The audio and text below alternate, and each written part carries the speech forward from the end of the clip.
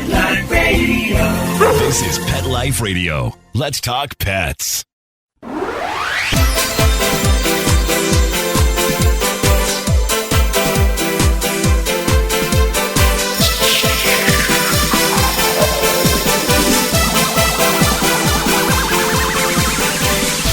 Hello, you're listening to Animal Party on Pet Life Radio with Deborah Wolfe. That's me, your host. And today we have back with us one of my favorite guests, longtime friend of mine, Doctor of Veterinary Medicine who practices in the Toronto area. And welcome to the show, Dr. Jory Bocknek. Always happy to talk to you. Very, very fun. Looking forward today. Well, today we started talking before we even got on air because we both have so many good stories to share with you today. We're going to start off. I'm going to ask Dr. Jory about the sock eater. What's going on with your sock eater? It's not uncommon, especially when people get larger dogs or medium-sized dogs. When they've never had a dog, they're not always picking up after themselves. And if there's kids in the house, you tell them to pick it up. But as parents, we all know that really never works very well. And in came my nice little 12-week-old beagle after they watched him horf down one of their kids' sweat socks. They knew it was there. I knew it was there. And you can feel the dog's, he's looking fine right now, but we tried to make him throw up, and it's just too big. It's been absorbed a lot of water in his stomach, and I know from experience I can't pull that sock out with a scope. I can't. We are fortunate we've got some pretty cool toys where I can go in through his mouth when he's asleep and try to grab a hold of it and see if I can pull it up, but it's not going to come out that way. So this is a major surgery in a very young dog. They're very upset. It's very expensive. And like how expensive? Are we talking thousands? Yes. This is thousands. I mean, we're going into his abdomen, we're opening his stomach up. It's going to be between 3 and 4. Yeah. And they're trying to decide how we're going to do this. And I'm like, we can work something out. And as my staff are taking the dog back, he starts to heave, and doesn't he upchuck the entire sock? Yay! And then there's cheering, and there's happy, and there's laughing. And I'm like, okay, what do I know anyways? I know nothing. I said, he heard you crying, and he wanted to help, and this is all he could do. So he did. I had a standard poodle, Vegas, who died about a year and a half ago at 14, but he used to eat baby socks. That was his thing. Only children's and baby socks, teeny tiny baby socks. He did it so often that his poop, I could tell it in the backyard because it was pink and blue and aqua, all the colors of baby socks twirled and wrapped right inside the poop. So he seemed to pass it okay. But I have had some customers with some real issues with tennis balls and rocks also, like some things that dogs want to swallow that won't come out once they go in. Terrible, right? I mean, I have the same issue. We're like the shoemakers. Our shoemakers' children have no shoes. The veterinary's dogs are always late for vaccines, and the trainer's dog likes to eat socks. It absolutely is the way. 2 of my dogs prefer to eat apart from socks, and now that we have a cat in the house, cat toys, they really like Star Wars toys. And I can always tell whose is whose because one of my children prefers one type. So if I see Darth Vader's head, I know who didn't pick up. But if I see Han Solo, I know it's someone else. No. But if you're lucky and your animals are big enough and the objects are small enough, they can pass them because they're pretty hardy. But it's how to recognize when they can't. And there's a couple spots where they get stuck. And when they get stuck, bad things happen. And they happen really quickly. So for people at home who are deciding, well, do I need to go or can I rush in? If the dog's walking around happy and eating and pooping, you're okay. But as soon as you have a Labrador that's stopped eating and is quiet, now you know a dog who always loves food and all of a sudden won't eat. That's a big deal. Big behavior changes mean big problems because these dogs don't change their behaviors very easily. And if all of a sudden you see big changes, you know you have an issue. Happy dogs that all of a sudden become aggressive because they're likely painful, that's a big issue. It means you've likely got an obstruction. And the longer you wait where that obstruction happens, what happens is the foreign body, whatever it is putting pressure on the inside of the organs, and they're bearing down. But what that does is it affects the blood supply. And so that part of the stomach or intestine can start to die. And when that happens, you get really big problems. So it's an hour by hour worsening of the situation until you can get it resolved. So it's pretty clear when you have time because everybody looks good. The second it changes, the clock starts ticking. And the longer it waits, the outcomes become poorer because you start to deal with other problems that result from perforations and infections. And it's just longer and nastier. So how can we avoid it? For people who have repeat offenders, go to your local pet store. Pick up a cage muzzle. And a lot of people shy away from using some of these tools. Yes, but you have to recognize, people hate the muzzle. I have but it's a people who come tool. to me with a dog who bites and they say, "Can we do the lesson without a muzzle?" And I'm like, "Well, we'd like to fix the problem, wouldn't we? Let's start with a muzzle. And when he's earned the right to not wear the muzzle, let's holster this gun and, let him learn to behave without it first before we let him nip and intimidate and be aggressive." I mean, people just hate the look of it. But you're right. It can be a godsend if your dog has that habit.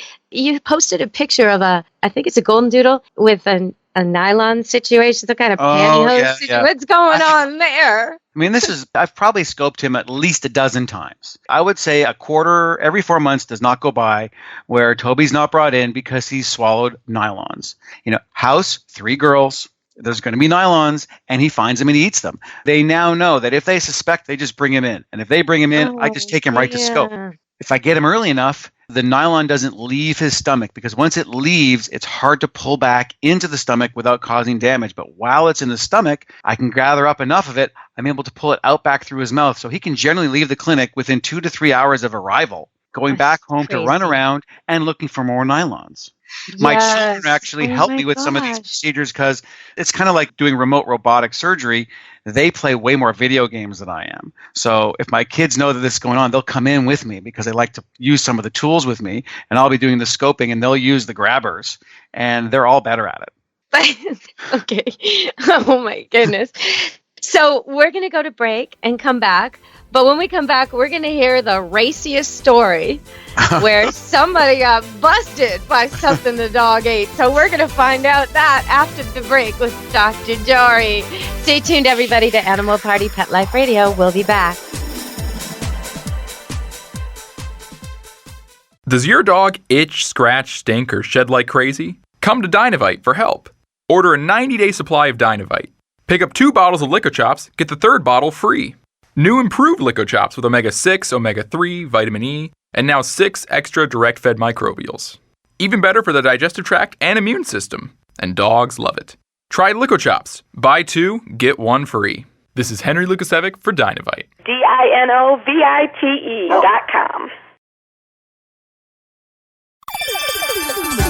Let's Talk Pets on PetLifeRadio.com.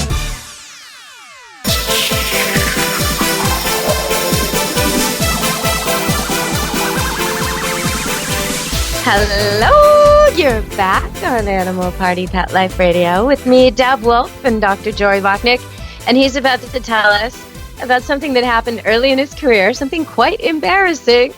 So what did you find in this dog? Okay, this is over 20 years ago, so I'm beginning to date myself. But early on in my career, a very lovely client came in will protect his name, his identity. Let's call him Steve.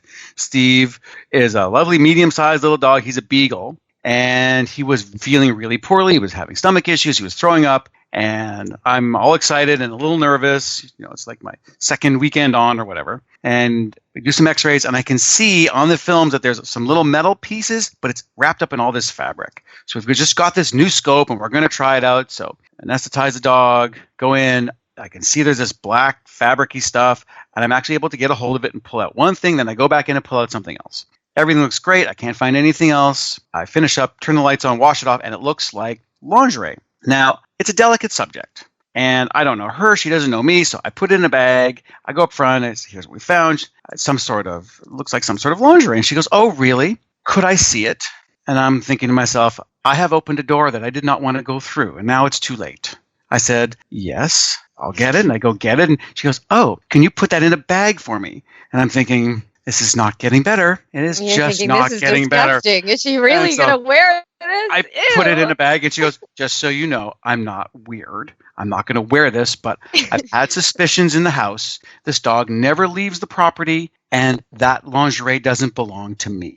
And at this point, you can hear a pin drop in the clinic. And I'm like, oh, and my staff, everyone's shocked. And she goes, "No, you've done me this favor. I've always suspected, but I didn't know, and now you've helped me out." I'm like, "I'm really sorry." She goes, No, I just needed to know." And she left. And then I didn't see her again for about 6 months. But then Steve started coming regularly for baths, and once a month he's in to get done. Pooch. And take you. Yeah. It was very nice. So, yeah, just If it is down, they will find it. And if it's small enough, they will eat it. And this has been And if it smells like human smells, it's more They will interesting, eat it. right? Dirty socks, dirty panties, dirty nylons. These are the things they want. They want the smell of feet. They want the smell of you, basically. and you never know. I mean, this has been the fall of dogs consuming weird and large things. I had 2 Malamutes in with right during the middle of their twins' birthday party. So 10-year-old twins, everybody's over. They have 2 trays of cake. Each one has candles. They all leave the cakes in their Pyrex pans to go and open presents. They hear a crash. They come back. No cakes, no pans, no candles, 2 dogs. They ate the Pyrex, the dish. And wait, even better. So they rush them in. I x-ray them. Yes, we find all the enormous shards of Pyrex. And in one of the dogs, we find the knife. Oh, my God. Oh, they just gobbled it. They just forced it back. Fortunately, they were each like 110, 115, but still. So you've got on that end of the spectrum, and then you've got my own bad dogs who have a penchant for eating Darth Vader's head and Luke Skywalker's legs and Han Solo. Well, that's because they are important to your kids. These little treasures, they smell, they know what's important to you. I've had customers tell me their dogs have eaten their eyeglasses more than once. And it's because, it's so when you're missing your glasses and you're running around going, where are my glasses? Where are my glasses? The dog picks up on how important those are to you. And if they're Prada, they're even more important. Oh, you mentioned Malamutes, and I have a pet peeve about a commercial that's on TV. I don't know if you've seen this one, but the premise of the commercial is the guy buys these Malamutes because he wants to go sledding, and they won't go out in the snow. So he has to get this car, and then he puts them in the car, and they all drive around in the snow. Commercials like that make me nuts. There is no such thing as a Malamute on the earth who would rather drive around in a car than run around in the snow. No, I would completely agree. How do they get away with this?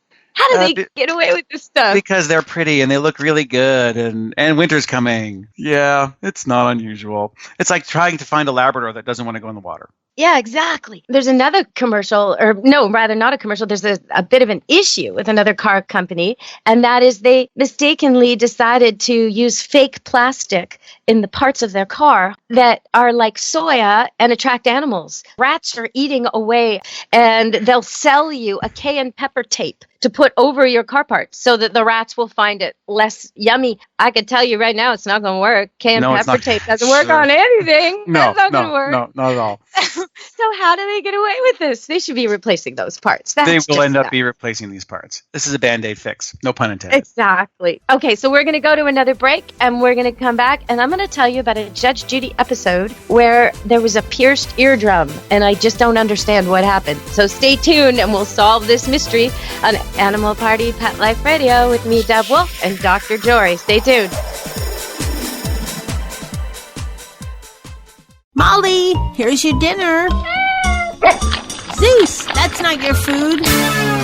Don't let that happen to your precious cat. Elevate your cat's eating experience with the Cat Tree Tray. The Cat Tree Tray keeps your cat's food off the floor and conveniently located on the cat tree. It's the perfect way to eat.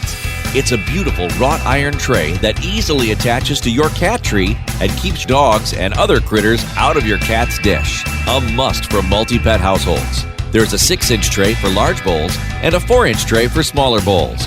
Purchase your Cat Tree Tray today. Go right now to cattreetray.com. That's cattreetray.com. CATTREETRAY.com.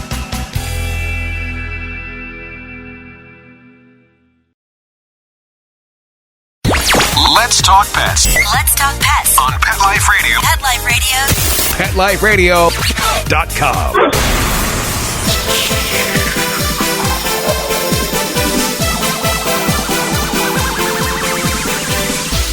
Hello, we're back from break on Animal Party with Pet Life Radio, and I've got Dr. Jory on the line, Dr. Jory Bocknek. Hello, hello. From Toronto. And I'm going to ask you, there was this Judge Judy episode where it was a groomer and an owner at odds, and the owner was blaming the groomer for piercing the eardrum of a 5-month-old Bichon. And they had some videotapes showing how the water was sprayed directly into the dog's ear. The groomer was claiming the dog had a massive ear infection before it came.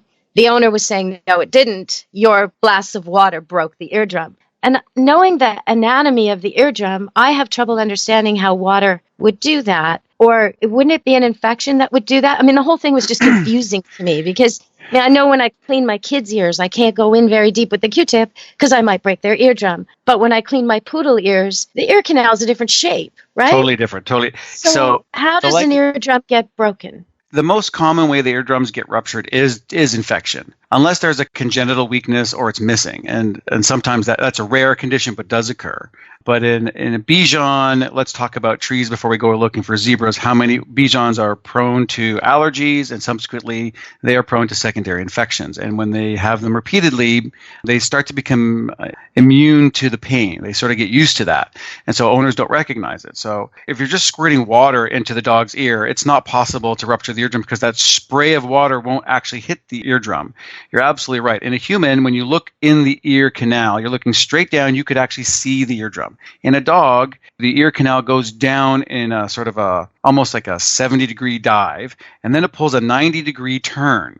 And you have an elbow, and then it travels another 1/3 as long as the vertical canal, and then you have your eardrum. And so if you were to take a Q-tip, for instance, and push it straight down into the ear canal of a dog, you would hit bottom. And then unless you guided it around, which a rigid Q-tip won't go, you can't get around to push it into the eardrum. So the water will likely hit many parts of that vertical canal and before it hits the bottom, and then it will go around. So it's traveling down an elbow pipe, if you would. If the eardrum badly infected is really thin and there's a lot of pressure, then that could cause a rupture. Or it was ruptured before she did it. At the end of the day, there's almost no way to tell. But in a normal dog's ear, spraying water from a syringe, it's not possible. 100%. It was actually a hose and, like a grooming type of shower head. And they showed the video. But I still didn't see how that could pierce an eardrum. Even a grooming shower. Like, how many of us have been in the shower and turned our head sideways and the water would go straight in? How many of us have been in a hot tub? It's just not going to happen. Right. No, physically not possible. Survey says, nope, not going to do it. Well, I'm glad you cleared that up. So we are going to end the show, but don't worry, listeners. I've got Jory booked to come back. So if you love this show, we're going to have another show coming up really soon in a week. And I am going to ask him at the very start of that next show about those poop-eating dogs of his. That's right. He cannot hide. Oh, we're come on. Find out. You got to be nice to me. I am nice to you. Oh, come on. So, all right. Well, Dr. Jory, thank you so much for joining us today. I'm so glad you're willing to come back. All right. Thank you. And everyone out there in Animal Party and Pet Life Radio Land, be good to your animals. Let's Talk Pets. Every week on demand. Only on PetLifeRadio.com.